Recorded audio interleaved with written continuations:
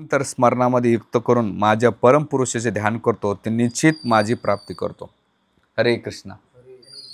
तर हा अतिशय सुंदर श्लोक आहे आणि ह्या श्लोकामध्ये भगवंत अर्जुनाला भगवत धामाची प्राप्तीचं सूत्र सांगतायत. ते म्हणतात की अभ्यास योगयुक्तेन चेतसा नानुगामाने परमपुरुष दिव्यम यांती पार्थानुचिंतया. भगवंत म्हणतात की अभ्यास केला युक्तना, म्हणजे अभ्यास कसा केला पाहिजे, योग जोडून भगवंताला युक्त झालं पाहिजे. चेतसा म्हणजे आपल्या मन आणि बुद्धद्वारे, आणि नानुगामिना म्हणजे दुसरं विचलित न होता भगवान श्रीकृष्णाचं स्मरण केलं पाहिजे.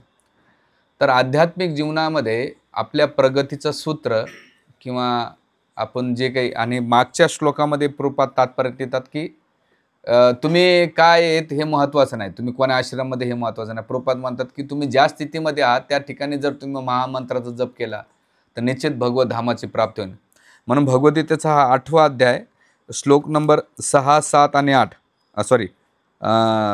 5, 6 आणि 7 आणि 8 हे 4 श्लोक आहेत ना, आपल्याला कृष्ण भावनेमध्ये प्रगती करण्याचं सूत्र सांगतात. म्हणून घरी गेल्यानंतर हे 4 श्लोक वाचा. गीतेचा 8वा अध्याय श्लोक नंबर 4, 5, 6 आणि 7 आणि 8 ह्या 4 श्लोकामध्ये भगवत धामात कसं गेलं पाहिजे. तर आजचा मी जो विषय निवडलेला आहे की आपल्या साधना भक्तीमध्ये किंवा आपली जी प्रगती होणार आहे त्याचा मेन बेस 99% 0.99 ते म्हणजे हरिनाम आहे. आणि आपण जसे जसे भक्तीमध्ये आपले वेळ निघून जातो तसं आपल्याला भक्तीची जी रुची निर्माण व्हायची ती होत नाही. भक्तीमध्ये आपण काय करतो, आपल्याला रुची प्राप्त होत नाही, भक्तीमधला इंटरेस्ट उडत जातो. तर याचं मूळ कारण असं आहे की आपल्याला मेन जो फाउंडेशन आहे, जो पाया आहे तो हरिनाम आहे. आणि तिथे जर गडबड झाली तर मग सगळीकडे गडबड होत जाते. म्हणून आपल्याला बघा, जेवणामध्ये रुची येते, घरामध्ये रुची येते, परिवारामध्ये रुची येते, कामामध्ये रुची येते, सगळ्या गोष्टीमध्ये रुची येते. आणि त्याला रुची निर्माण करायला काय असे सेमिनार, आठवड्याला सत्संग, काउन्सिलिंग मीटिंग, बुक्स वाचन नाही, तर तिथे तुम्हाला नॅचरली ती रुची प्राप्त होते. पण हरिनामात रुची आणण्यासाठी आपल्याला खूप प्रयत्न करावं लागतं. याचं कारण काय? कारण की हरिनाम हे आध्यात्मिक आहे आणि आपण ज्या क्रिया करतो त्या भौतिक असल्यामुळे, भौतिक इंद्रिय, भौतिक शरीर आणि भौतिक कार्य असल्यामुळे भौतिक कार्यामध्ये लगेच रुची येते. पण भगवत धामात किंवा भगवंताचं नाव हे आध्यात्मिक असल्यामुळं, शाश्वत असल्यामुळं त्याची रुची निर्माण होत नाही. आणि ती रुची निर्माण केली तर भगवत धाम भेटेल, ती रुची निर्माण नाही झाली तर भगवत धाम भेटू शकत नाही. मग कुठे रुची वाढवायची हे आपल्याला ठरलं पाहिजे. मी आता नेहमी आम्ही प्रसाद घेतल्यानंतर बरेच भक्त, आज जसं आमच्याकडे राईस बनवला होता, एकदम साधा सिंपल राईस बनवला होता. ते 1-2 जण म्हटले अरे मजा येत नाही यार, तर मग काय कर, मग हे लोणचं घे. लोणचं घेतले, मग ती लोणच्याची फोड टाकली, मग भात दाबून खाल्ला, सगळ्यांनाच खाल्ला तो. तर त्यावेळेस विचार केला की आपल्याला ज्या भगवत धामात जायचं त्या भगवत धामाची रुची का निर्माण होत नाही, ती अट्रॅक्शन का होत नाही. तर त्याचं मूळ कारण काय आहे की एक आचार्य त्यांच्या ग्रंथामध्ये वर्णन करतात की हरिनामात रुची आली तर वैकुंठ धामाची रुची होईल, हरिनामात रुची नसेल तर वैकुंठ धामाची रुची नसेल. जसं प्रभुपाद एकदा मायापूरमध्ये होते आणि सकाळच्या टायमाला मॉर्निंग वॉक करत होते प्रभुपाद. आणि मॉर्निंग वॉक करत असताना त्यांचे डिसायपल्स नाही का वरती, त्या तुम्ही लोटस बिल्डिंग पाहिली असेल राधा माधवच्या मागच्या साईडला गार्डनला, तर दाखवल्यानंतर सूर्योदय नेमकं होत होता सकाळी. प्रभुपादांनी दाखवलं, ते म्हटले की जसं सूर्याचा आहे, जोपर्यंत सूर्य असतो म्हणजे सूर्य निघाला तोपर्यंत अंधकाराचा कुठेही तुम्हाला कणभर दिसणार नाही. तर त्याच प्रकारे प्रभुपाद म्हणतात की जो व्यक्ती ज्याच्या जीवावर भगवंताचं नाव आहे तोपर्यंत भौतिक जगाची माया त्याला अजिबात स्पर्श करू शकत नाही. ज्याप्रमाणे सूर्य आहे, सूर्य अंधकार म्हणजे तुम्हाला अंधकार दिसणारच नाही म्हटले, तसं जोपर्यंत जीवेवर तुम्हाला भगवंताचं नाव आहे तोपर्यंत तुम्हाला माया, कर्मबंधन, भौतिक जगाची कोणती गोष्ट स्पर्श करू शकत नाही. पण प्रभुपाद म्हणतात कोणतं नाम? शुद्ध नाम. कल्मश नाम असेल तर कल्मश गोष्टी तुम्हाला आकर्षित करतील, शुद्ध नाव असेल तर शुद्ध भगवंत आकर्षित करतील. मग आपण भक्ती मार्गामध्ये आपल्याला बसल्या बसल्या आता हा टॉपिक का निवडला, हे प्रवचन मी तुम्हाला अजिबात देत नाही. प्रवचन हे मी काही पुस्तक आणले आणि आता सध्या काही पुस्तक वाचत असताना म्हटलं हे प्रवचन आपल्यासाठी. जेव्हा तुम्हाला मी सांगेल तर ॲटलिस्ट माझ्या जीवनात मी फॉलो करेन, त्यासाठी मी प्रवचन देतोय. माझा हरिनाम अजिबात चांगलं नाही, पण तुम्ही प्रार्थना केल्या तर होईल काहीतरी. प्रवचन देणं सोपं. आताच आमचे सार्वभौम कृष्ण प्रभू सांगितलेले, पंडित होय ज्ञान देणे में. म्हणजे पंडित होणे सगळ्यात मोठं पाप आहे. दुसऱ्याला ज्ञान देतो पण स्वतः कोरा राहतो, तो बोले नरक में जाय. ते आताच स्लोगन वाजले. जस्ट गाडीतून बसता बसता माताजींचा फोन आला, कुठे प्रभूजी, म्हणलं खीर घेऊनच येतोय. आणि तेवढं ते प्रभूजीने ऐकलं, पंडित होय सबसे बडा पाप, खुद कोरा दुसरे को ज्ञान बाटे, जय नरक में. असा त्यांचं ते स्लोगन भारी आहे. म्हणजे पंडित होणं सोपं असतं, ज्ञान देणं सोपं, पण स्वतः कोरा असेल ना तर काही अर्थ नाही. म्हणून आज आपल्याला भक्ती मार्गात प्रगती करायचं असं 99% हरिनाम महत्त्वाचं आहे. आणि त्या हरिनामामध्ये एक ऑब्झर्वेशन करण्यात आलं की गडबड गोंधळ आहे. इन्क्लूड मी पण त्याच्यामध्ये आहे. बरेच जण जप नाही का गप्पा मारताना एक तर टेम्पलमध्ये येत कमी आले आणि आले तर ते बिचारे असे भेटतात की वाटतं वर्षभर भेटले नाहीत. 2 भक्ती असल्यानंतर मार्बलवर बसतात, गप्पा मारतात आणि मग त्याला आपल्या ग्रुपमधलेच लोक आहेत, बाहेरचे जाऊ द्या, बाहेरच्याच काय आपण ठेका घेतला नाही, तर जपा टॉक चालतो. असं वाटतं की अरे आता हे बिचारे पुन्हा कधी भेटेल का नाही माहीत नाही. माताजी प्रभूजी किंवा माताजी प्रभूजी किंवा प्रभूजी प्रभूजी. आणि मग त्यावेळेस असं वाटतं की हा यार ठीक आहे, बिचारे करतात डिस्कस. महत्त्वाचं आहे की आपण नाही का त्या टायमाला मंदिरात आल्यानंतर जो सकाळचा टाईम आहे तो कृष्णासाठी प्रॉपर दिला पाहिजे. का तर आपल्या आध्यात्मिक प्रगती त्याच्यावर डिपेंडन्स आहे. तर इथे जे जीवाचं कंटिन्यू ज्याच्या भगवंताची जीव राहते त्याला सौभाग्यशाली म्हणतात. आणि ज्याच्या जीवावर कंटिन्यू नाव नसेल तो दुर्भाग्यशाली आहे. का बरं? जो दुर्भाग्यशाली आहे त्याला रुची नसल्यामुळं तो घेत नाही, आणि ज्यांना रुची आहे तो भगवंताच घेतो. मग चैतन्य महाप्रभू काय म्हणतात, नानुराग, मला दुर्भाग्य आहे, मला ते अनुराग होत नाही. आता चैतन्य महाप्रभू एवढे होते, ते आपल्यासाठी शिकवतात. पण आपल्याला पण अनुराग होत नाही. बाकी सगळ्या गोष्टीमध्ये रुची होती, सगळ्या गोष्टीची आसक्ती. आज एक वाक्य ऐकलं मी ठिकाणी, आसक्ती सगळ्या ठिकाणी होती. पत्नीच्या प्रती, पतीच्या प्रती, मुलांच्या प्रती, घराच्या प्रती, वस्तूंच्या प्रती, सगळीकडे आसक्ती होती. हरिनामात आसक्ती का होत नाही? रुची आणि आसक्ती दोन्ही गोष्टी त्याच. तर ते कारण म्हणतात की भौतिक संसाराची आसक्ती तुम्हाला हरिनामात आसक्ती निर्माण करू देत नाहीत. ते वाढतं सारखं, वारंवार वाढतात. बेटा तुझं ते ध्येय नाही आहे. तुझं ध्येय काय आहे? भौतिक संसारात तुला मोठा संसार वाढवायचा आहे आणि या संसारासाठी तो प्रयत्न कर. आणि मग इंद्रिया म्हणतात करतात, चालतं ना, जप होते ना, गुरुला मी 16 माळा दिल्यात ना, आपले काउन्सिलर बी काय बघतात नाही बघतात, काय घेणं नाही, होतात ना, नाही. तर याचं कारण आसक्ती कुठे. म्हणून आज आपण सगळ्यात महत्त्वाचं कलियुगामध्ये साक्षात्काराचा एकच मार्ग आहे, ते म्हणजे भगवत नाम आहे. आणि ते साक्षात्कार आपल्याला जिवंतपणे झाला पाहिजे. आणि साक्षात्काराचं पहिलं लक्षण आहे, जो चांगला हरिनाम घेतो त्याला दिव्य ज्ञान प्राप्त होते. याचा श्लोक काय, तेशाम सतिक्तानाम भजता प्रीतिपुरम ददामी बुद्धी. मी त्याला बुद्धी प्रदान करतो. काय बुद्धी प्रदान करतो? कोणती बुद्धी? पैसे कमवायचे नाही, तर माझ्याकडे येण्याची बुद्धी करतो. आणि माझ्याकडे येण्याची बुद्धी निर्माण होते ना, तर त्याच्या मनात येतं आहे भौतिक संसार मला एक दिवस सोडायचा आहे, हे टेम्पररी आहे आणि याच्यात आपल्याला पसार वाढवायचा नाही. आणि मग त्याचा ओढ, जसं एका मुलाचा ओढ आईकडे असतो तसा त्या भक्ताचा ओढ मंदिराकडे असतो.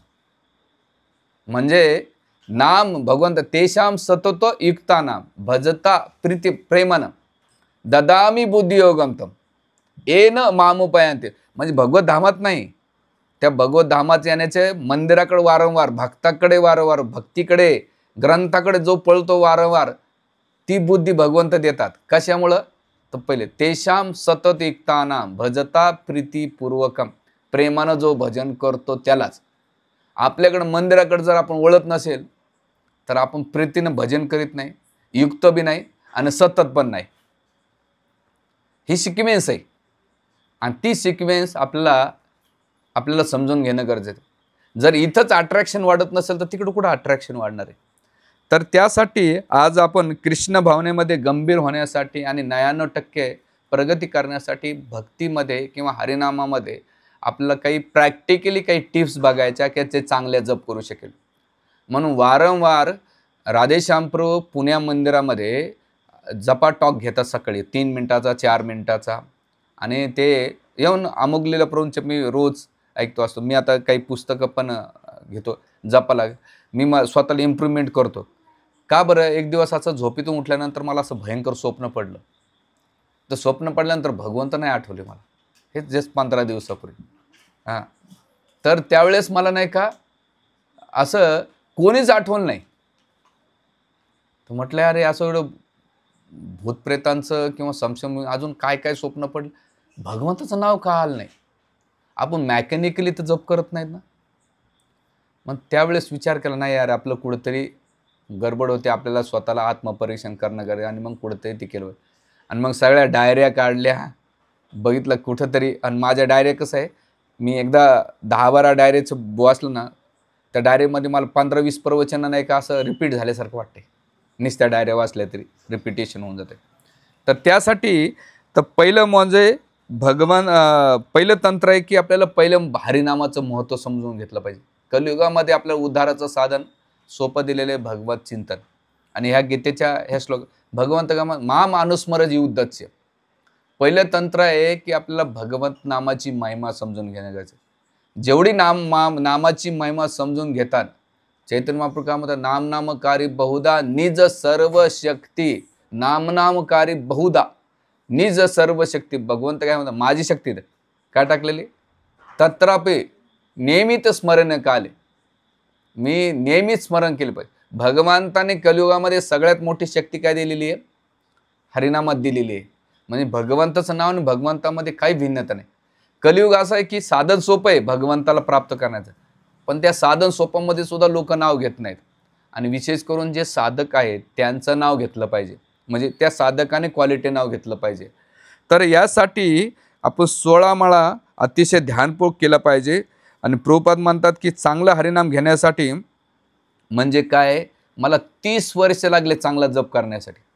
श्रील प्रभुपाद म्हणतात किती, 30 वर्षे. ते बी ग्रस्त होते.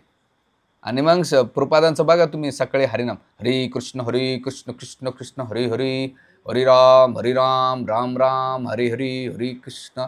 लोकनाथ महाराजांचं पण आहे. आपण 2 मिनिटानंतर 5 मिनिटांनंतर थकून जाऊ, प्रभू मशीन बंद करून आपलं खिश खिश खिश खिश खिश शिट्या मारलेल्या हरी कृष्ण कृष्ण कृष्ण कृष्ण कृष्ण कृष्ण कृष्ण खोसो खोसो चालत राहतं, आपलं शिट्या मारत राहतो. का, प्रभुपादाने 30 वर्षे निरंतर प्रॅक्टिस केली. प्रभुपादाला माहीत होतं की हरिनाम एवढा विश्वास होता. म्हणून पहिलं तंत्र असणारे हरिनामाच्या बद्दल की भौतिक हे जे शब्दाने नाही का ईश्वर निर्माण होते. म्हणे एक आपलं सच्चिदानंद महाराज म्हणतात, भौतिक शब्द उच्चारण केले तर भौतिक ईश्वर निर्माण होईल, आणि हरिनामाचं शब्द उच्चारण केलं तो वैकुंठ ईश्वर निर्माण होईल. काय वाक्य बोलले ते, कोणतं ईश्वर. आणि म्हणून प्रभुपादाने शब्दांच्या द्वारे ईश्वर निर्माण केलं आणि प्रभुपाद भगवत धामा दिले. तर तुमचं ईश्वर कोणत्या शब्दानं होतंय, ज्या शब्दामध्ये तुमची स्पष्टता असते. आपल्या हरिनामामध्ये स्पष्टता नसल्यामुळे आपण जप करतोय, त्याचा प्रभाव होत असेल, होईल हळूहळू, पण एवढी रिस्क कुठं घ्यायची. अजय मिळून 3 आपलं जड भरत महाराजांनी 3 जन्म घेतले. हां, एखाद्याला खूप इच्छा आकांक्षा असेल, कदाचित तुमचा भाव असेल अजून प्रचार करायचा, मला संन्यासी व्हायचं. काही जण मला म्हणते प्रभूजी आम्हाला पुढच्या जन्मात ब्रह्मचारी. मला ब्रह्मचारी अजिबात होऊ नका. काय ब्रह्मचारी मोठे तीर मारतात असं नाही आहे. हां हां हां चैतन्य महाप्रभू काय, नहा विप्रोच नरपती नाप वैश्य न शूद्र. मी ब्राह्मण नाही, वैश्य नाही, शूद्र नाही, मला काही न, ब्रह्मचारी पण नको, संन्यासी पण नको, वानप्रस्थ नको. काय महत्वाचं, गोपी भरतूर कमलयो दास दासन दास. हे आश्रम आहे ना, महत्वाचा नाही. महत्वाचं आहे की तुमची भक्ती महत्वाची. आणि ब्रह्मचारी आश्रमात राहिला, संन्यासी आश्रम खाल्ला पिला झोपला, भगवत धाम. एक कपडे बाह्य आहेत हो. हां, त्याच्यामुळं त्या कपड्याची निंदा होते असं नाही. सांगायचा मुद्दा असा आहे की आपली चेतना उन्नत झाली पाहिजे. कोण्या आश्रमामध्ये हे महत्त्वाचं आहे, ती चेतना. म्हणून त्यासाठी पहिला जो आहे हरिनामासाठी संकल्प केला पाहिजे, मनाचा संकल्प केला पाहिजे. काय संकल्प केला पाहिजे की मनाला ट्रेनिंग द्यावं लागेल. कशी ट्रेनिंग द्यावं लागेल? जसं ते बाळ असतं ना, आता आमच्या सुरती सार माताजींची कन्या बघ तुम्ही, बापरे एवढी चंचल आहे, ती वारंवार पळते. माताजी ती पुन्हा श्यामा धरू धरू आणती. तसंच मन आहे आपलं. आपण मंत्र चालू केला रे केला की मन नाही का ऑफिसमध्ये, घरामध्ये माताजीने कुकिंग काय केली, प्रभूजी काय करतात, झोपले का काय, टी व्ही बघतात, मोबाईल, असं पळतंय. भूतकाळात जात नाही तर भविष्यात नाही. असं तुमचं पळतं का? नाही, माझं तर पळतं बाबा. मला सकाळी बसल्या बसल्या आठवतंय, आज संध्याकाळी प्रवचन करायचं आहे, आपल्याला तयारी करावं लागेल, काय टॉपिक घ्यावं लागेल. अरे तुला आताच आठवलं का भाऊ? जरा शांत. हां, बरं ते जाऊ द्या. मग आता आपल्याला पुढच्या आठवड्यात भागवत कथेला जायचं आहे. म्हणजे भूतकाळात सोडून द्या, भूतकाळात यांना असं केलं तर बरं ते सोडून द्या. भविष्यात लगेच म्हणताय आपल्याला भागवत कथेला जायचं. अच्छा अच्छा, म्हणजे बरं ते साईडला एवढं ते पळत राहतंय. मग संकल्प त्याचा आचार्य म्हणतात की की एक संकल्प त्याचा की जप करताना पहिलं म्हणजे तुमचं प्रिपरेशन असलं पाहिजे. रात्री काय प्रिपरेशन असलं पाहिजे की रात्री मला लवकर झोपायचं. मी खूप प्रयत्न करतो आणि आजकाल मला तर एवढी भयंकर झोप येते. मी प्रयत्न करतोय म्हणून वॉकिंग करतो, पुन्हा फिरून येतो, पुन्हा जप करतो. तर संकल्प करायचा, काय संकल्प करायचा की मी एक ध्यानपूर्वक नाही का जप करीन. हा पुढचा महामंत्र आहे ना, मी चांगला ऐकण्याचा प्रयत्न करेन. मला एकच मंत्र ऐकायचा. कोणता? एकच, हरे कृष्णा कृष्णा कृष्णा हरे हरे, हरे राम राम राम. मला हा पुढचा महामंत्र ना ऐकायचा. म्हणजे प्रत्येक वेळा मनाला काय द्यायचं? ट्रेनिंग द्यायची, संकल्प होतायचा. आणि असं केल्यानंतर जसं आपण सायकल मन वारंवार पळत राहील ना, लहानपणी सायकल शिकताना अनुभव असेल, आपण सायकल चालवतो, पडतो, पुन्हा शिकतो. हां, लहान बाळ नाही का पडतंय चालतंय, तसं आपल्या मनाला ट्रेनिंग द्यायची सकाळी. नाही आता याचा पुढचा महामंत्र काय करायचं? ऐकायचं मला. आणि मग असे संकल्प दिल्यानंतर वारंवार ती जी जप करणे, काय लोक जप करतात निराशा येऊन जाते, निराशा येते. अरे यार काही जप होत नाही, काय नाही, काहीतरी चालू आहे सोळा माळा. निराशा जरी आली, आता सायकल चालवताना मी हार्मोनियम शिकतोय, म्हणजे पहिले मला ते निराशाचे, आता कुठून मी डोक्यावर मारून घेतलं. पण ती प्रॅक्टिस करू करू करू आता हात बसायला लागला. हां, आता भारी येतोय बरं का. म्हणजे पहिले 8 दिवस दिसते ते बोटं फिरून येतच गेलं, पुढचे 8 दिवस आता जमतंय बरं का. तर ती वारंवार प्रॅक्टिस केल्यानंतरच ती गोष्ट अचीव होते. म्हणजे हार्मोनियम शिकायचं जरी असेल तर तुम्हाला प्रॅक्टिस करावं लागेल, सायकल शिकायचं तरी प्रॅक्टिस करावं. तसंच हरिनामाला संकल्प होतावं लागेल. आणि त्यासाठी रात्री प्रिपरेशन, म्हणजे लवकर झोपा, एक तर कमी खाल्लं हलकं खा, म्हणजे सकाळी उठायला सोपं जात आहे. नाहीतर रात्री गेवडान फुल भरल्यानंतर सकाळी काय अपेक्षा करणार आहे की तुम्ही जपामध्ये जागा राहू शकतात. फर्स्ट प्रिपरेशन असलं पाहिजे, लवकर झोप. सेकंड प्रिपरेशन असणार रात्रीचं, काय संकल्प त्याचा की मला हरिनामाबद्दल ऐकायचं, हा संकल्प त्याचा. मग राधेश्याम प्रो असो, तुम्हाला जे स्पीकर आवडतात, हरिनामाचा टॉप भेटतो. आता मी बी चालू करतोय सध्या रेकॉर्डिंग, आता ते टाकण्याचा रोज 3 मिनिटाचं 2 मिनिटाचं जप्पा टॉक. दुसरी गोष्ट, हे 2 संकल्प होतायचे. रात्री मला लवकर झोपायचं आणि हरिनामाबद्दल ऐकायचं किंवा वाचायचं. मग भागवताचे श्लोक असेल किंवा तुम्हाला यूट्यूबचं किंवा तुमच्याकडे हरिनामाचं पुस्तक असेल तर तुम्ही रात्री वाचायचं आणि त्या मूडमध्ये झोपायचं. आमचे नादेव कुमारपूर रात्री झोपताना एक माळा करतात, नाही तर कृष्ण बुक वाचतात. आणि दुपारा झोपायचं जरी असेल ना तर ते माझ्या कपाटातून पुस्तक घेतात, 5 मिनट सो जाता, उस मूड में मैं सो जाऊंगा. मला अच्छा सो जाओ. हां, तर ते करायचं संकल्प. नाही तर हे रजगुण माणूस काय करतंय, रजगुण आणि तमोगुण नाही का, रजगुण काय विचार करायला होता आणि तमोगुण झोपीमध्ये घेऊन जातात. म्हणून सत्वगुणात राहण्यासाठी संकल्प त्याचा. तिसरी गोष्ट काय करायचं, सगळ्यात महत्त्वाचं, आसन करायचं. आसन अशा ठिकाणी बसलं पाहिजे की ज्या ठिकाणी, आता तुम्ही म्हणता प्रभूजी, एक तर मंदिर सगळ्यात बेस्ट जपाच्या आधी, म्हणजे सगळे बेवडे एकत्र बसतात. हां, म्हणजे जप करणारे एकत्र. आता प्याला बसले की एकटा माणूस किती पिऊ शकणार. मग मोबाईल काढेन, इकडं तिकडं बघेल, पण तो 4 चौकात जास्त पिईन, गप्पा मारेन. तसंच मंदिरामध्ये सगळे बसलेले असताना हरिनाम पित राहतात, त्याच्या बाजूला जाऊन बसायचं. आसन बसायचं, असं आसन ठेवायचं किंवा त्या ठिकाणी असलं. दुसरं तुळशी महाराजांना ठेवायचं. तुम्ही म्हणा प्रभूजी आता आम्ही तर घरी राहतो, तर मग घरी कुठं बसायचं, मेन हॉल असतो तिथं बसायचं, बेडमध्ये बसायचं नाही. हॉलमध्ये तुळशी महाराजांनी ठेवायची आणि तुळशी महाराजांसमोर एक मोठे स्टिकर करून घ्या. आता मी कलकत्त्याला गेलो होतो मागच्या वर्षी मायापूरला, तर ते इस्कॉन मंदिरामध्ये एक फॉर्म्युला असं एक प्लास्टिकचे चौकोनी ठेवतात आणि असे मोठे बॉक्स केले त्याचे फायबरचे, आणि त्या पूर्ण फायबरच्या याच्यावर महामंत्र लिहिलेला आहे. कसा लिहिला? उभा लिहिलेला आहे, हरे कृष्ण कृष्ण कृष्ण हरे हरे, हरे राम राम राम हरे. म्हणजे त्या तुळशी महाराजांना कौरव काय केलं, चारी टिकून महामंत्र लिहिला आणि त्याच्यात तुळस ठेवलेली. म्हणजे तुळशी महाराजांना पाहतो तर जप करतो, झोपतच नाही.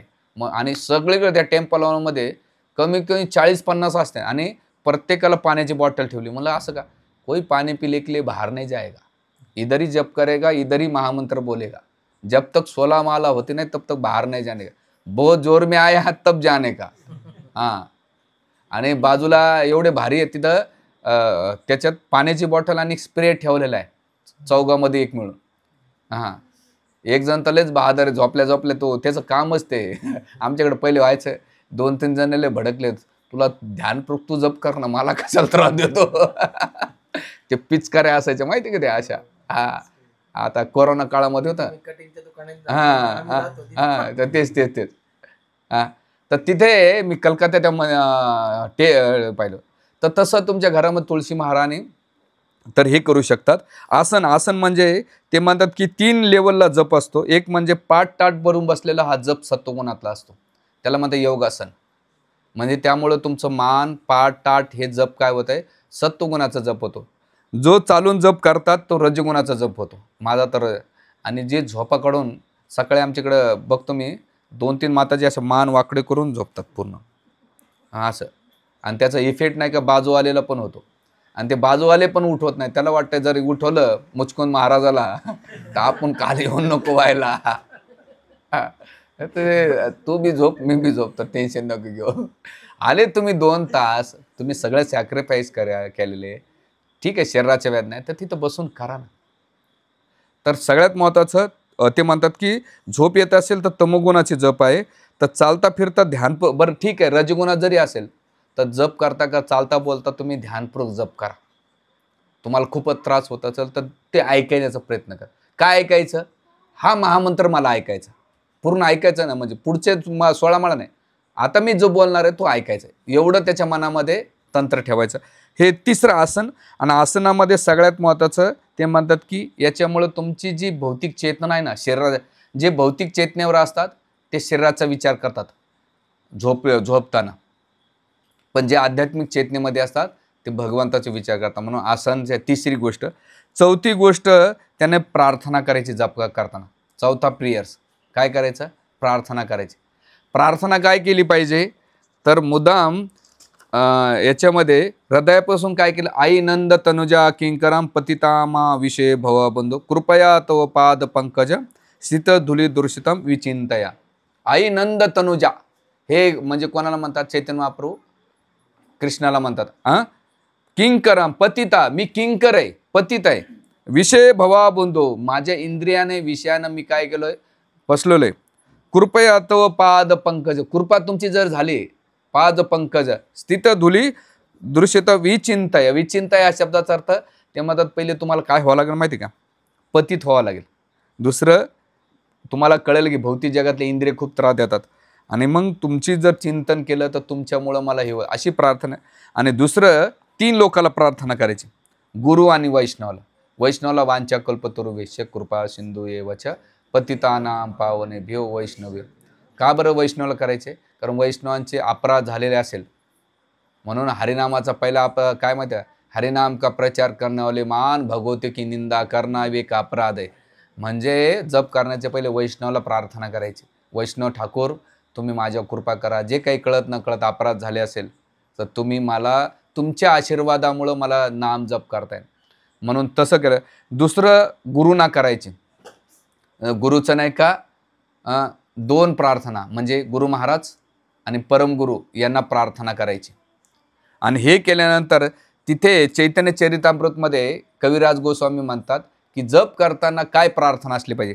ते म्हणतात गरेथर आरंभे करीरे मंगलचरण गुरु वैष्णव भगवान तिनेरे स्मरण. मी म्हणजे ग्रंथ वाचताना जप करताना 3 लोकांचं स्मरण करतो. कोण? गुरु वैष्णव आणि भगवंत. तिनेरे स्मरण. तिनेरे स्मरण होय विघ्न विनाश अनयस चिंत वांचित पुराण. ते म्हणतात की तिघाचं स्मरण केलं तर काय होईल? हय विघ्न विनाश, माझ्या जीवनातले सगळे विघ्न काय होते? नाश होतील. अनयस हय निजी वांचित पुराण, माझ्या वांचित इच्छा पूर्ण होईल तुमच्या तिघाचं स्मरण केल्यानंतर. आणि पुढे गुरुला प्रार्थना करायची. काय करायची? त्यामध्ये कृष्ण से तोमार कृष्ण दिते पार तोमेरे शक्ती आछे आम्ही तो कंगाळ कृष्ण कृष्ण बलिया धाये पाये पाछे पाछे. कृष्ण तो म्हणजे गुरुला म्हणायचे कृष्ण तुमचेत आणि तुम्ही कृष्णाला प्रिय आहेत आणि तुम्ही तो शक्ती आछे, तुमच्यात ती शक्ती आहे आणि आम्ही तो कंगाळ, आम्ही कांगाळ आहेत, भिकारी आहेत, पण तुमच्या कृपेमुळं, कारण भगवंत तुम्हाला प्रिय आहे आणि भगवंत तेवढं तुमच्या प्रेम करतात आणि तुम्ही भगवंत करा, तुमच्या कृपेमुळं काय होईल? मला भगवंत भेटतील. अशी प्रार्थना केली. आणि अशा प्रार्थना केल्यानंतर ते पुढे म्हणतात की भक्तांना आणि गुरुला जेव्हा तुम्ही अशी प्रार्थना करता तर त्या प्रार्थनेमुळं तुम्हाला नामरुची वाढेल. म्हणून महाराज म्हणतात, राधानाथ महाराज एका प्रवचनामध्ये, त्यांचं एक अमृतबिंदू नावाचं एक चॅनल मराठी, ते इंग्लिश टू मराठीत प्रवचन करतात. तर ते मी ऐकत होतं. त्याच्यात महाराज म्हणतात की प्रत्येकाला चांगला जप करायचा असेल तर हे सूत्र सगळ्यांच्या गळ्यात बांधलं पाहिजे. प्रार्थनेचं सूत्र, तुर्नादपी सुनेचन तरोरूपे सैष्ण अमानिन मान देन कीर्तनीय सदाहरी. ही प्रार्थना नुसतं बोलायचं नाही म्हटले महाराज, ती अंमलात आणली पाहिजे तरच नामरुची येईल, नाही तर येणार नाही. त्याचे 3 लोकांना केलेले, वांछा कल्पतरू भेष नाही, तुर्नादप नम्र व्हा, सहनशील व्हा आणि मान देणं, अमीन मान देणं. जेव्हा तुम्ही दुसऱ्याला मान सन्मान देता तर तुम्ही कीर्तनीय सदाहरी करू शकतात. असं केलं. आणि मग चौथं झाल्यानंतर प्रार्थना करायची. आणि प्रार्थना कशी करायची? जसं गाडीचं स्टेअरिंग आहे, आता तुम्ही गाड्या घेऊन आलेत, तुम्ही स्टेअरिंग सोडून देता, अरे चला झालं झालं झालं, आता गाडी जाऊ दे कुठं, इथपर्यंत येण्यासाठी स्टेअरिंग. तसं म्हणजे साधना भक्तीमध्ये नामजपामध्ये प्रार्थनोपरी स्टेअरिंग ठेवली पाहिजे. प्रार्थना आणि प्रत्येक जपाच्या वेळेस प्रार्थना म्हणजे प्रार्थना केली पाहिजे. म्हणून राधानाथ महाराज बघा, तुम्ही जेव्हा यात्रा असतात महाराज असे जप करता, हरे कृष्ण कृष्ण कृष्ण हरे हरे राम. आणि एकदम तुम्ही बघा महाराजांचा जप, प्रभुपादांचा जप पण जप बघा. आणि सगळे भक्त त्यांच्या बाजूला जप का करतात? की महाराजांच्या सानिध्यामध्ये जप करायचं. महाराज बरेच एवढे महाराजांच्या यात्रेमध्ये वृंदावन पाहिलं नाही का लोकांनी? सगळं पाहिलं. 2 गोष्टी जाते, श्रवण करण्यासाठी आणि महाराजांचं असोसिएशन घेण्यासाठी जातात. तर ते असं आपण केलं पाहिजे, म्हणून प्रार्थना केली पाहिजे. आणि ही केल्यानंतर 4थं सूत्र. 5वं सूत्र म्हणजे स्पष्ट उच्चार पाहिजे जपामध्ये. आपला जप नाही का ढिला झाला तर मग आपलं मन इकडे, तर स्पष्ट उच्चार जसं प्रभुपाद करतात ना. आता माझे एक ओळखीचे ज्यांनी मला भक्तीत इन्स्पायर केलं, राहुल भगत प्रभू म्हणून, ते त्यांच्यासोबत नेहमी प्रभुपादांचं धून ठेवतात. आणि ते जप करताना एकटे असतात ना घरात, फोन बाजूला ठेवतात आणि प्रभुपाद धून लावतात हळूहळू. आणि ते जप प्रभुपादांच्या वेळेसच करतात, हरे कृष्ण कृष्ण कृष्ण हरे हरे हरे राम राम राम हरे हरे. असं प्रभुपादांचं, कधी महाराजांचं, कधी लोकनाथ महाराजांचं, वेगळ्या आचार्यांचं एकटा जप. ते म्हणतात की मी प्रभुपादांचं कीर्तन हे लावण्याच्या मागचे 3 कारण सांगतात. ते म्हणतात पहिलं कारण की मी प्रभुपादांच्या शेजारी जप करतो ही मला फिलिंग होती. आणि प्रभुपाद जवळ असल्यामुळं मी मोबाईल पाहत नाही, बाकीकडे ध्यान देत नाही, प्रभुपाद काय विचार करते मी जप करताना, त्यामुळं ते दुसरं महाराजांचं करतात आणि मग त्यामुळं माझा जप चांगला होतो. आणि तिसरं स्पष्ट उच्चारण केल्यानंतर म्हणजे माझं मन कुठं भटकत नाही. हे माझं जप करण्याचं फॉर्म्युला आहे. तरी मन भटकत.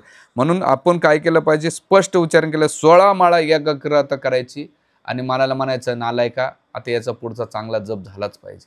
नालायक म्हणायचं नाही, म्हणजे त्याला भक्ती ठाकूर महाराज म्हटल्या, सकाळी उठल्यानंतर झाडून बैल मानानं मार, उद्या घेऊन डोक्यात मारू नका.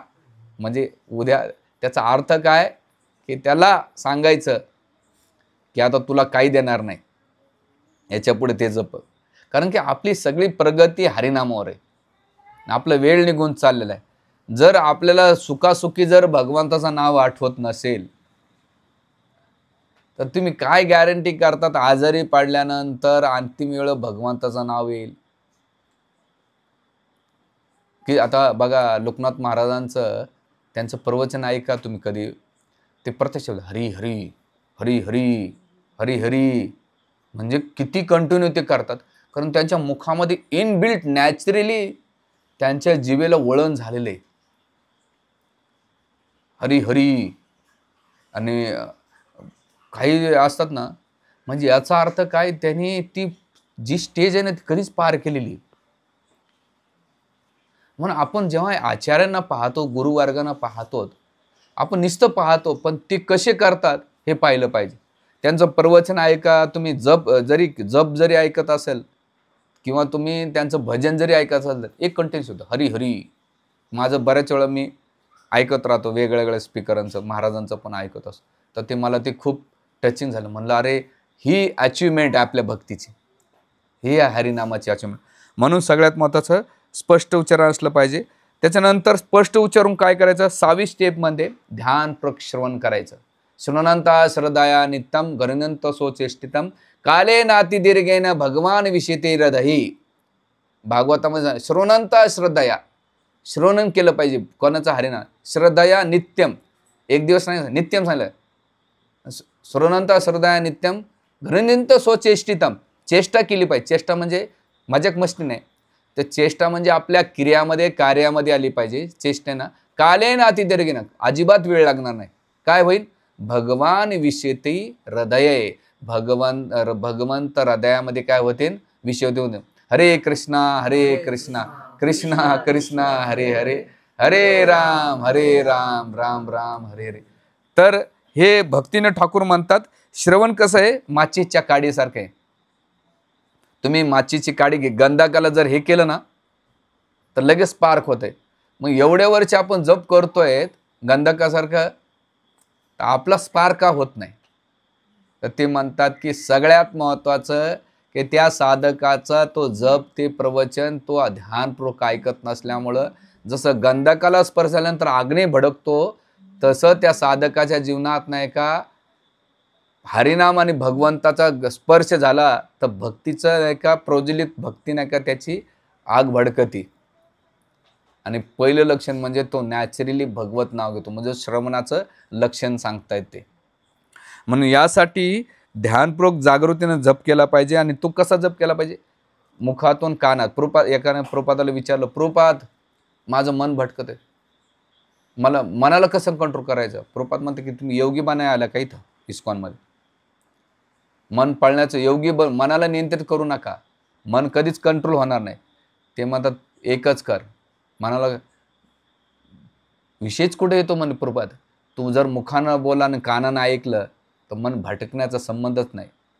प्रपाद म्हणतात की प्रत्येक महामंत्र तू ऐक, आणि जेव्हा ऐकशील ते कानातून कुठं जाईन, हृदयात जाईन, हृदयातून भगवंत प्रगट होतील आणि मन भटकणार नाही. तू एकच करायचं, जप ऐकायचा. ऐकला की मन भटकणार नाही, ऐकलं नसेल तर मन भटकणार आहे. तर त्यासाठी ध्यानपूर्वक श्रवण केलं पाहिजे. 6वा प्रिन्सिपल आहे. 7वा प्रिन्सिपल आहे भावपूर्ण जप असला पाहिजे. मॅकॅनिकल झाल्या 16 माळा, आजचा कोटा संपला, उद्या सकाळी 5लाच माळा त्या दिसल्या पाहिजे. नाही, भावपूर्ण म्हणजे सायकलच्या माळा चिकण्या होत्या, आपल्या सायकलची चेन चिकणी होती, तसं आपल्या माळा चिकण्या होत्या. भावपूर्ण असला पाहिजे. भाव असला पाहिजे की मी भगवंताचा अनुभव घेतला पाहिजे. भावून उदून रोडवर पडायचं नाही, आता अरे आता मला अष्टविकार आले, तसं नाही. अष्टविकार म्हणजे भाव आला पाहिजे की नाही मी भगवंताचा अनुभव घेतला पाहिजे. आणि यासाठी मग ते मॅकॅनिकली यांत्रिक जप नका करू. कसा करा, भावनिक करा. आणि त्याच्यामध्ये कसं करतात भावनिक, जसं द्रौपदी कोणी वाचवत नव्हतं, पण आतुरतेनं भगवान कृष्णाला जसं पुकारलं तसं नाम जपामध्ये पुकारलं पाहिजे. भगवंता तू मला पाहिजे, ह्या भावनेने तुम्ही जप करताना. कुंती महाराणी ती पुकारायची आणि त्या पुकारण्यामुळं भाव होता त्यांच्या भक्तीमुळं, म्हणून भगवंत धावून यायचे. तसंच एका साधकाने ह्या प्रार्थना ऐकल्यानंतर यांचे उदाहरण घेऊन जेव्हा भावपूर्ण जप करताना, तळमळतेनं आणि तीव्रतेनं करताना भावनेमध्ये, तर भगवंताचं द्रौपदीला वाचवाय आले, प्रल्हाद महाराज ध्रुव महाराजांच्या जीवनात संकटात वाचवाय आले, तसंच भगवंत साधकाच्या जीवनात येतील. भावना असेल तर, नाही तर चालू आहे आजचा माळा झाल्या प्रभूजी, काही भावना नाही, काही नाही, मग आपल्या काय म्हणतात ना, चालू आहे वा, तसं नाही, भाव असला पाहिजे. 7 प्रिन्सिपल सांगतात आणि ते म्हणतात की जसं एखादा जहाज पाण्यात बुडत असेल त्यावेळेस लोक वाटतात मला वाचवा, मला वाचवा. तसं जप करताना आपण भगवंताला प्रार्थना केली, भगवंता माझे इंद्रिय, माझं मन, माझी बुद्धी, माझा सगळे मला त्रास देत आहेत, माझे अनर्थ त्रास देत आहेत, पण तू वाचव, मी आता भवसागरातून पार करेल, तुझं नामच आहे. ह्या भावनेनं करतान तर हे होऊन जाईल. 7 प्रिन्सिपल. 8वां आहे निराधार असलं पाहिजे. निराधार म्हणजे काय? सतत दृढपणे काही हो, बसून आता एका जागेवर मी निराधार करायचा, इथं बसलो, एका मांडी घातली, मांडी घातल्याबरोबर निराधार करायचा की आता याच्या पुढे जप करायचा. आणि ते म्हणतात की असाच जप असला पाहिजे निराधारचा. ते म्हणतात की प्रत्येक व्यक्तीनं प्रगतीसाठी निराधार असला पाहिजे, की आजच्या जपापेक्षा म्हणजे आज माझा जप जो झाला पण उद्याचा जप माझा चांगला झाला पाहिजे, असा निराधार करायला पाहिजे, बेस्ट जप करा. आणि मग तिथे लोकनाथ महाराज एका प्रवचनामध्ये म्हणतात की निराधार कोणाचा होऊ शकतो? माझ्या 16 माळा म्हणजे माझा नाश्ता होतो, आणि 17वी माळ म्हणजे माझा लंच होईल, आणि 21 माळा झाल्यानंतर पुढची 22वी माळ होईल माझे डिनर होईल. जर तुम्ही 3 टाइम जेवतात ना, आपण सगळे 3 टाइम जेवतो. कधी कधी आता फराळाचं तर मधून जसं आमचा एक काल एक भक्त त्याने डाएट फॉलो केलं होतं. डाएटचं प्रवचन झालं आणि तो किचनमध्ये गेल्यानंतर डाएट काय 2-4 लाडू खाल्लेलं त्याचा डाएट गेलं. तसं ते म्हणले की प्रत्येक व्यक्तीने जेव्हा जेव्हा जप घेतला, हां याचा अर्थ उद्यापासून तुम्ही कामधंदे सोडून नाही, तुमच्या जी दिनचर्या आहे ती करा, पण जेव्हा जेव्हा शक्य असेल जप करा. नसेल, कार्तिक मास आहे आता, तर भागवत वाचू शकतात किंवा प्रवचन ऐकू शकतात. तर असा निराधार केला पाहिजे. आज दिवसभरातून मला चांगले चांगले आध्यात्मिक क्रिया करायचे, हा निराधार असला पाहिजे. त्याच्यानंतर पुढे ते म्हणतात की सतर्क असलं पाहिजे जप करताना. काय सतर्क असलं पाहिजे? जसं रामायणामध्ये एक ऋषी खूप मोठे तपस्या करीत होते, आणि तपस्या करत असताना इंद्राने भरपूर प्रयत्न केला. काय प्रयत्न केला? याची तपस्या भंग करायची. अप्सरांना पाठवलं, आकर्षण पाठवलं, पण हा काय विचलित झाला नाही. करायचं तर काय करायचं? आणि ही घटना कोण सांगते? माता सीता रामचंद्रांना सांगते. मग भगवंत पण उत्सुकता नाही टाक. पुढे काय झालं? मग सीतामाई म्हणते की इंद्रानं काय केलं? हा ऋषी तर विचलित होत नाही ना, आश्रममध्ये त्याने एक तलवार आणून ठेवली आणि म्हटले की एका साध्या वेशामध्ये आले, ही तलवार तुमच्या आश्रममध्ये राहू द्या, मी जाऊनच येतो. आणि मग हा ऋषी बसल्यानंतर ध्यान बसला, पण त्या जप करता करता लक्ष सारखं वारंवार त्या तलवारीकडे जायचं. मग 2-4 माळा केल्यानंतर त्यानं काय केलं? बाजूला ठेवली, तर तलवार बघूत तर खरी. मग त्या तलवारीला लांब होती, जवळ आणली, 2-3 माळा पुन्हा केली, कशी खोलून तर बघितल्यावर लय धार आहे.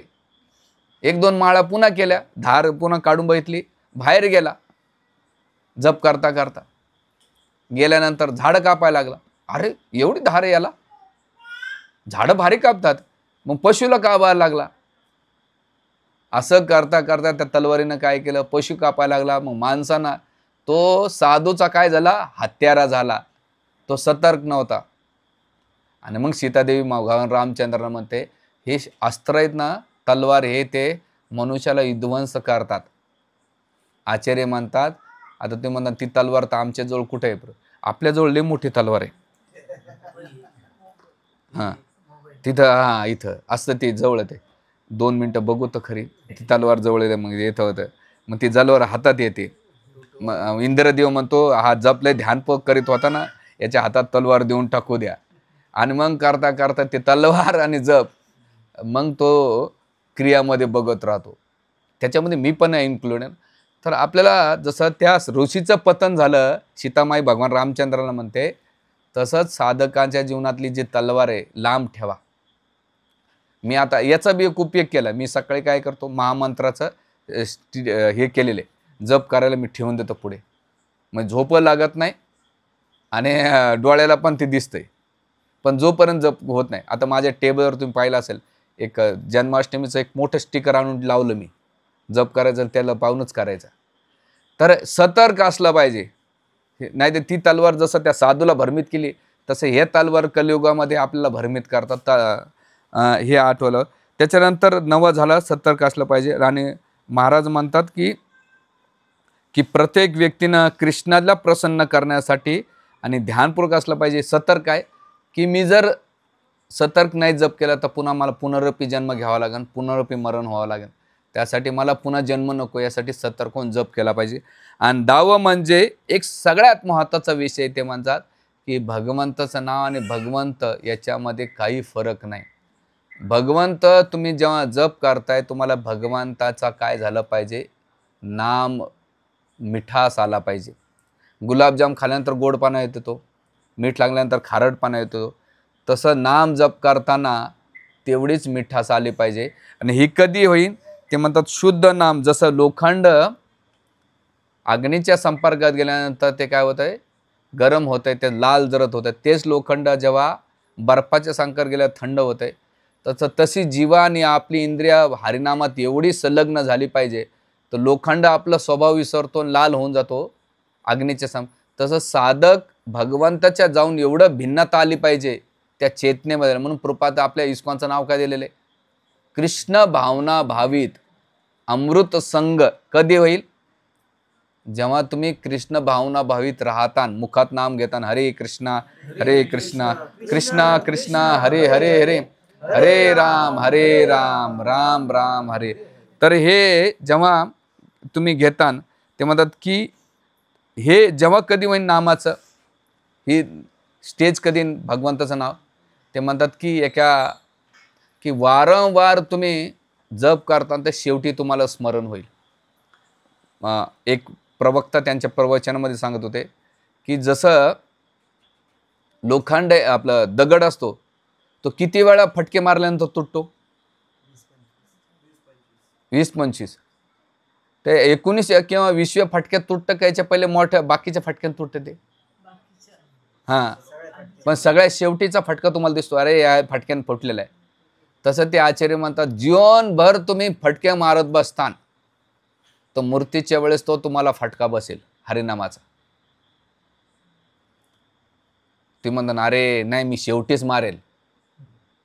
आजमिळेला कधी बसला फटका कशी दिला आजमिळ. आजमिळ कळत न कळत त्या नाव एवढं घेतलं मूर्तीच्या वेळेस, त्याने तो 19वा फटका त्याला स्मरण कर.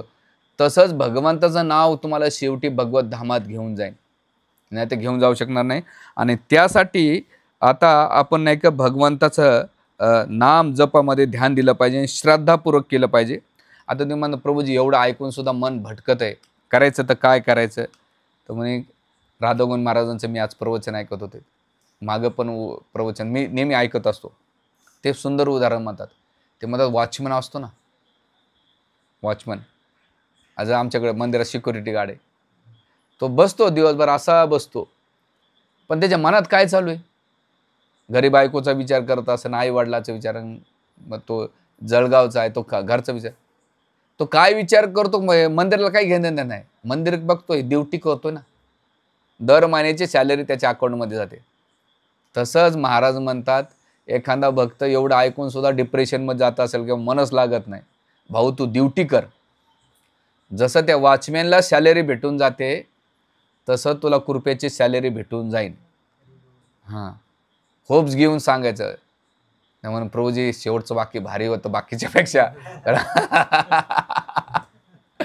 पण ड्युटी करायची, आणि ही जर ड्युटी केली, त्या ड्युटीला नाही का नेहमी वारवून, आणि आपण सगळ्यांना दीक्षा घेतलेल्या आहेत, तर आपली एक जिम्मेदारी, आपण गुरु महाराजला वचन दिलं आहे. मी बरेच भक्तांचे मला कंप्लेंट्स आल्या, माहीत नाही की लोक जप नाही का पोस्टपोन करतात.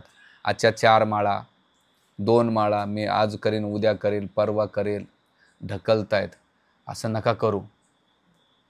आपण वाव कशाला दिलेला आहे, आपलं डिसिप्लिन लाईफ झाली पाहिजे.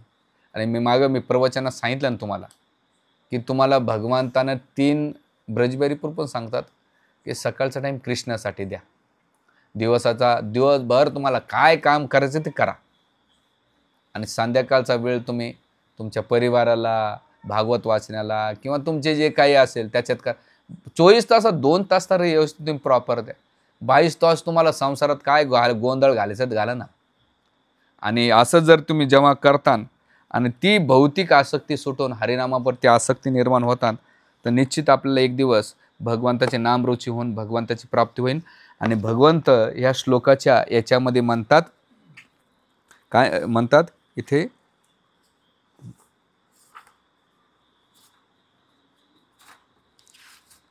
कृपात म्हणतात, भगवंताने अर्जुनाला दिला हा उपदेश सांसारिक कर्म करण्यात गडून गेलेल्या सर्व लोकांसाठी अत्यंत महत्त्वाचा आहे. मनुष्याने आपले विहित कर्माचा किंवा उद्योगाचा त्याग केला पाहिजे असे भगवंत सांगत नाही.